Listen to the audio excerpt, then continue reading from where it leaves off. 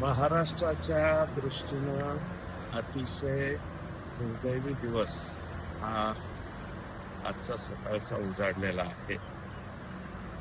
स्वभावाने जरी आमचा दादा फट्टळ होता, परंतु मनाने मात्र त्याचे कित्येक पटीनं निर्मळ होते. त्याच्यामुळं त्यांचं बोलणं हे जरी एक क्षणिक वाईट वाटलं, परंतु ज्या माणसाला फटकळपणे बोलून पुढे वाटं लावलं, त्याच्या पाठीमागून फोन करून त्याचंच काम करणं हे दादांचा स्वभाव होता. आम्ही अतिशय दादांच्या जवळ राहिलो, अत्यंत जवळून दादांना आम्ही ओळखलं.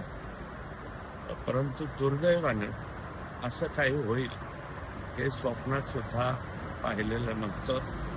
कामाच्या बाबतीतही दादा आणि सगळ्याच बाबतीमध्ये दादा असणारा हा माणूस आज या ठिकाणी आमच्यातनं गेलाय. हे अतिशय दुर्दैवी घटना या ठिकाणी घडलेली आहे. मी कोणत्या शब्दामध्ये बोलावं हे काही कळेना.